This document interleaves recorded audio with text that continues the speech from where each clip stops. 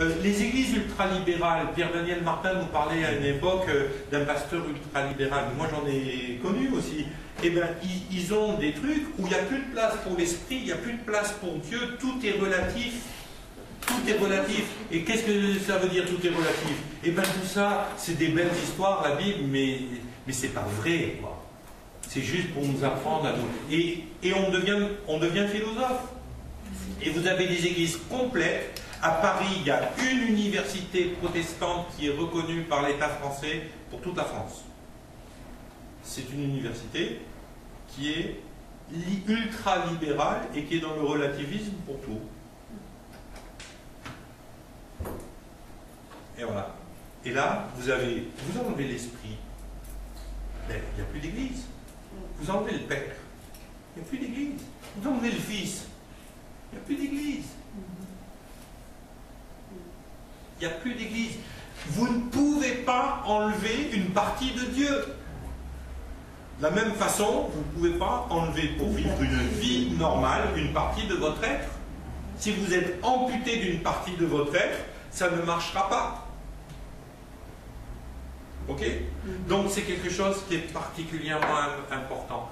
Moi je vous encourage vraiment à prier par rapport à ce que vous avez entendu ce matin, ce qu'on verra vendredi sur le prochain cours, quand on finira ce cours de la théologie fondamentale. Mais priez par rapport à ça de façon à demander à Dieu d'avoir une révélation. Moi je vous explique le fonctionnement dans l'histoire et le fonctionnement théologique de ces versets, mais on a besoin de révélation. Parce que autrement, vous allez voir que c'est très difficile. Vous avez des tas d'églises où on est super au point avec l'esprit, super au point avec le corps, mais on a oublié l'âme. Alors qu'est-ce qu'on vous dit dans ces églises? Eh bien, on prie en langue et on vous dit crucifie la chair. Mais l'âme, on n'en a rien à cirer. La relation d'aide, on n'en a rien à cirer. Le fait d'aider ceux qui ont le cœur brisé, on n'en a rien à cirer. Ah, comment ça, t'es encore là, t'as encore besoin de ça? Mais comment ça se fait? Voilà, toutes choses anciennes sont passées, toutes choses sont devenues nouvelles, c'est marche ou crève. Eh bien, je vais vous dire, quand vous êtes dans une église marche ou crève, vous finissez par crever. Parce que Dieu, lui, il s'intéresse à votre âme. Il faut comprendre que Dieu, il est toujours intéressé par votre âme, il est toujours intéressé par votre corps, il est toujours intéressé par votre esprit. Donc à la résurrection, il n'y a pas de nouveau électron.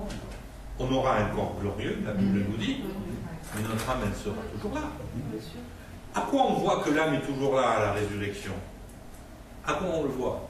Ben regardez la parabole de Lazare qui meurt et puis son frère il meurt aussi, ou son voisin là. Ouais, son voisin le riche. Oh, c'est Lazare là-bas, je le reconnais. Il reconnaît quoi? Un corps? Non. Dis-lui de venir et puis de me donner un petit peu d'eau pour étancher ma soif. Waouh!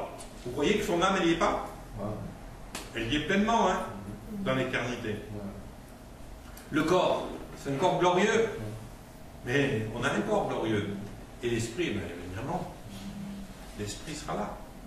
Mais ce qu'on doit comprendre, c'est qu'on ne peut pas faire abstraction. Si on ne s'occupe pas du corps, regardez, est-ce que Jésus, pourquoi il nous a dit allez et guérissez les malades? Et quand vous guérissez les malades, vous travaillez à quel niveau? Du corps. Pourquoi est-ce que Jésus nous aurait demandé de guérir les corps s'il n'est pas intéressé par notre corps ici-bas tout de suite?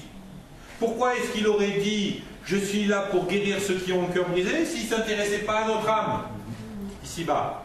Et pourquoi il nous aurait parlé de délivrer les gens? Quand vous délivrez quelqu'un, c'est de son esprit, hein, s'il ne s'intéresse pas à l'esprit. On ne peut rien enlever, ni chez nous, ni chez Dieu. Ça, c'est le cœur même de ce cours que je donne sur le corps, l'âme et l'esprit et la trilogie. Il est là. On ne peut rien enlever. Si on enlève quelque chose, on est dans le déséquilibre. Allez, c'est la pause.